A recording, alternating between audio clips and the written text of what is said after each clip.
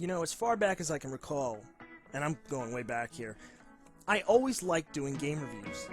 Even at the earliest age of 7, I would sit in front of the TV and either rant or rave or say something about different games that I owned or that my friends had, and I would constantly tell them their games were total pieces of shit. And yes, I knew the word shit at age 7. I knew a lot of words, in fact, and it didn't make my parents very pleased. In fact, I would say it was their disdain towards my language and attitude of doing things that really pushed things forward for me later on in life, when, of course, I would hit YouTube, and as we all know, 2.5 years later, it would be kind of like this, I don't know, anti-legacy of sorts that people would follow and some people would hate, and it was this ridiculous thing. But it's something I look back on, you know, I grin like an idiot at times, and other times I just shake my head and go, why, God? Why did I do it? But, you know, I held my head down, I walked away, I was happy. But unfortunately, there are those who are never satisfied, they always want more, and they are incredibly fucking persistent! Dude, not to worry you or anything, but there's a bunch of your crazy-ass fans on motorcycles chasing after us. Wait, what? Oh, not again! Where's the fucking machine gun? Oh my God, I'll make 21, make reviews! I just was gonna ask for directions. Oh, you're shooting us. Where are your fans? Oh, because you motherfuckers can't take a hint, I no longer review video games. I'm on vacation. Your fans want more reviews. Review. Oh shit, I'm dead. Oh my God, review Dead of Towers. Oh my God, the bike's on fire. You're like friggin' zombies. Leave me the hell alone. I don't review anymore. We'll never leave you. We want reviews for the rest of our lives. Oh no, my boy. Can't I even take a vacation in peace? Jesus Christ! Die already! Alright, I'll make a fucking review! Yay! It burns with IP! Fucking sweet! Yeah! Why are you still shooting at us?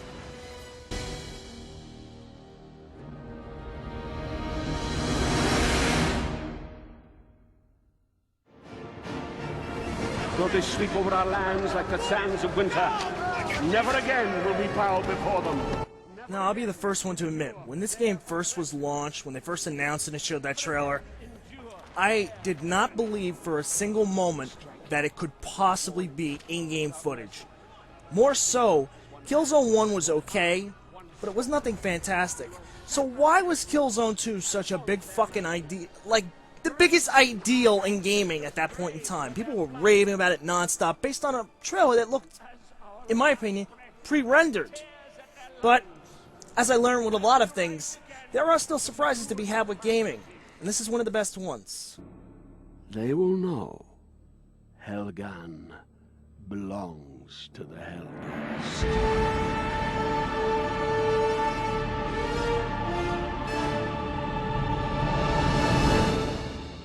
Now, before we even start with the review of this game, I just want to point something out.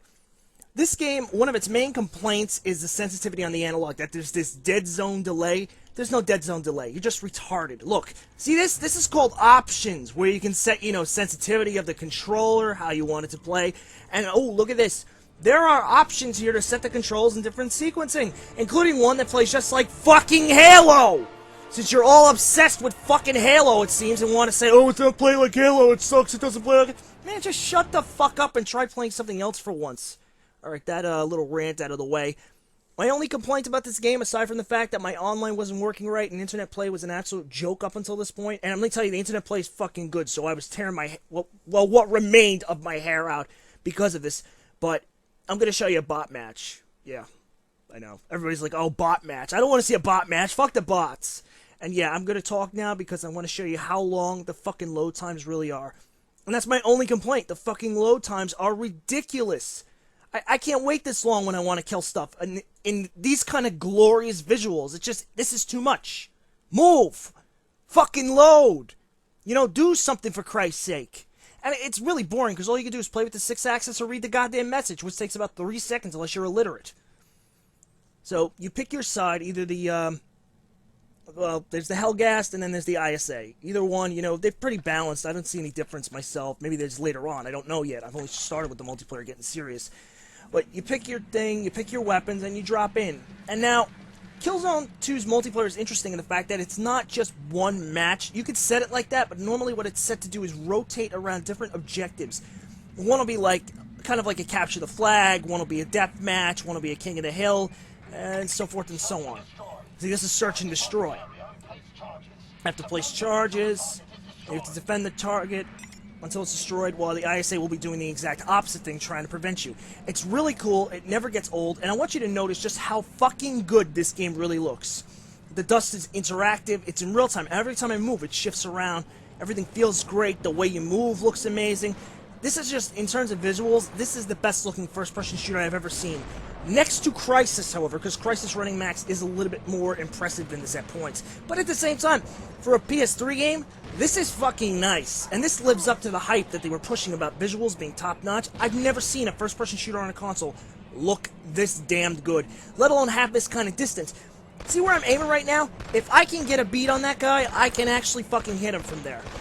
The only game I've ever seen that allowed you to use distance that far in relative terms of killing something and not just, firing blanks or having no range on the gun was the Battlefield series. And these maps are equally just as big as the Battlefield maps. Maybe not as much as some of the later ones, but in terms of size, these maps are fucking huge. And even though these are bots, let me tell you something, they don't fuck around. They're pretty much training for the real thing online, and you're gonna need it, because you're gonna die a lot. You could die so fast in multiplayer, it's a fucking joke. This guy just threw a fucking grenade from where he was standing and blew me up somehow. Though I honestly don't know how. I would call him a cheater if he wasn't a bot, because I have no fuck. And he threw another one! No, I'm sorry, I used a grenade launcher. I'm blind. But again, that's why. It's on standard. I can barely tell. When it's on fucking HD, you can tell. When it's on standard, it's hard to tell certain things. Now, let's take a look at the actual single player, since I really can't show multiplayer for all it's worth.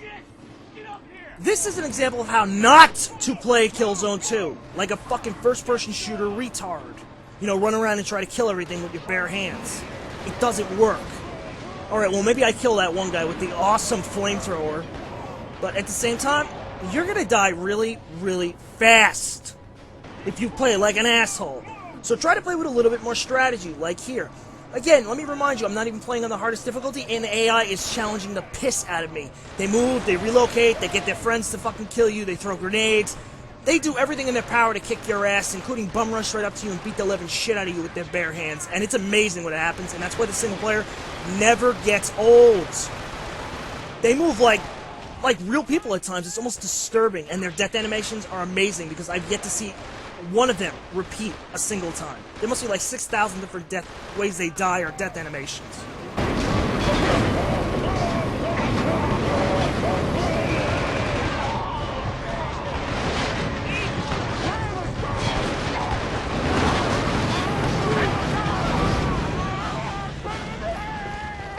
Just a little cutaway to give you an idea of how good the sound in this game really is.